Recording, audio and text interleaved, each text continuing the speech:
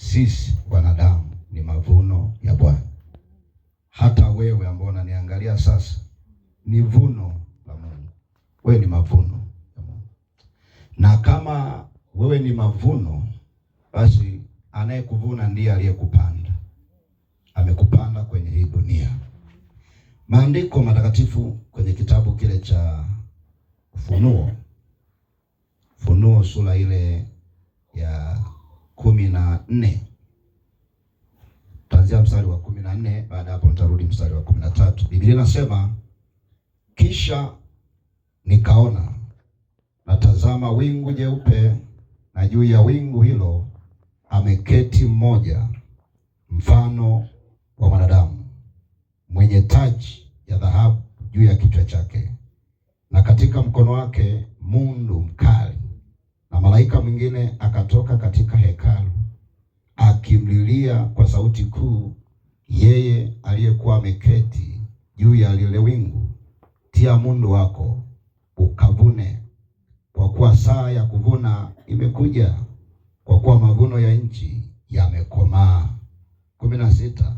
Na yeye aliyeketi juu ya wingu akautupa mundu wake juu ya nchi, nchi ikavunwa. Mstari wa 13 juu, nikasikia sauti kutoka mbinguni ikisema, andika, heri wafao katika Bwana tangu sasa, naam, asema Roho, wapate kupumzika baada ya taabu zao, kwa kuwa matendo yao yafuatana nao. Maandiko haya ambayo nimesoma ni ya Mungu mwenyewe. Huwa akitaka kusema na mwanadamu yeyote, anatumia watu aliowafanya mwenyewe kwa mikono yake.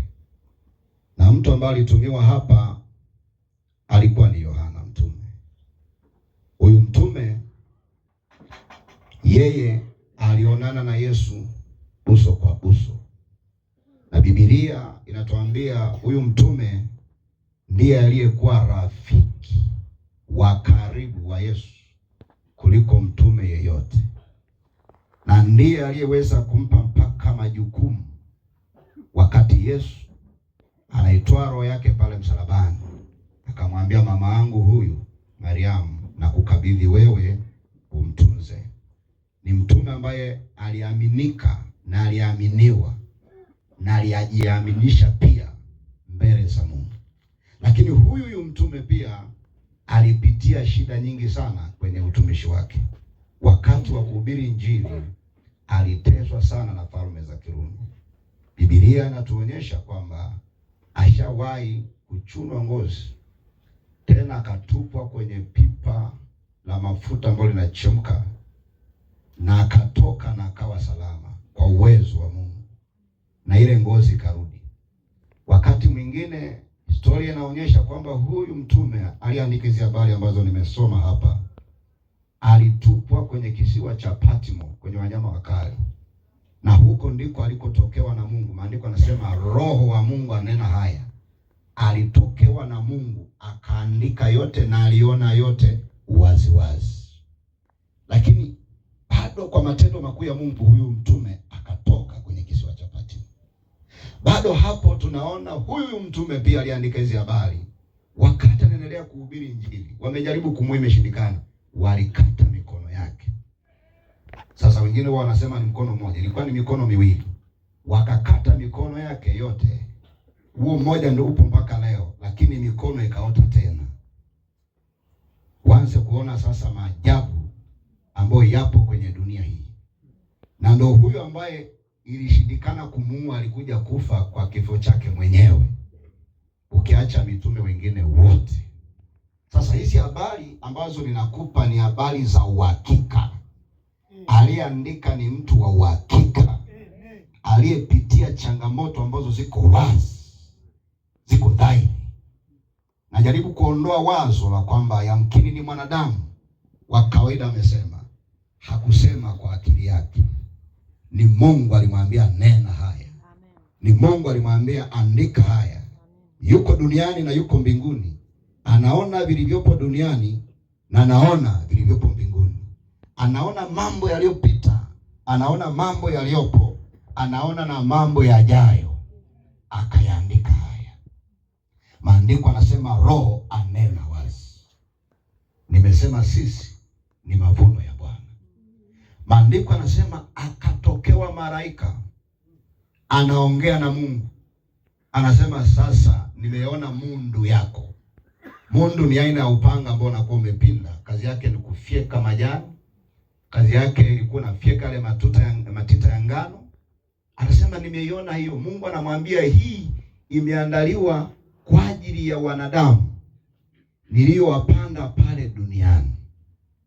Mimi ndiye mwenye mamlaka ya kwenda kuwavuna, kwa sababu mimi nimewapanda hao wanadamu. Dunia hii ni shamba ambalo Mungu aliliandaa yeye mwenyewe, na baada ya kuliandaa hili shamba akaweka mbegu ambaye ni sisi wanadamu tukae kwenye hii dunia. Na kwa sababu mbegu hii ambaye ni mimi na wewe tumepandwa na Mungu, na Mungu ndiye mwenye mamlaka ya kujua kwamba mbegu hii sasa imeshaiva, wacha niivune. Wakati wewe unasema huyu alikuwa bado hajaiva, Mungu anasema mimi naona huyu ameiva. Kuna wakati mwingine huwa tunalia hata mtoto mchanga akifa, tunasema kwa nini ameondoka mapema? Aliyempanda ni Mungu, na Mungu ndo anajua mbegu hii kwangu mimi imeshaiva, naivuna sasa. Kwa hiyo sisi ni mavuno ya Mungu, wewe ni mavuno ya Mungu. Na hujui utavunwa lini. Mimi siwezi kuona kama hiyo mbegu imeshakomaa, lakini Mungu anaona hii imeshakomaa. Ni kama huko nyewe ni wataalamu wa ndizi. Hiyo mikungu sasa hivi huwezi kuiendea navyo inavyoonekana. Lakini kuna wakati inapokuwa inaiva, kabla haijaanza kuharibika mnaiwai. Na huo utaalamu mwanzilishi ni Mungu.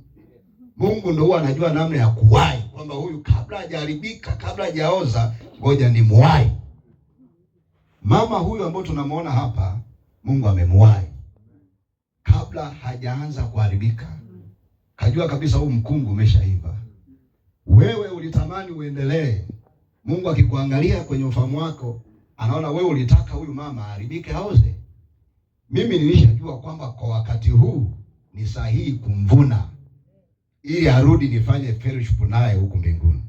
Bwana Yesu asifiwe sana. Tumsifu Yesu Kristo. Kwa hiyo wewe ni mavuno kwenye dunia hii. Unapokuwa unatembea, ujue kabisa kwamba sijui nimekomaa au bado mbichi.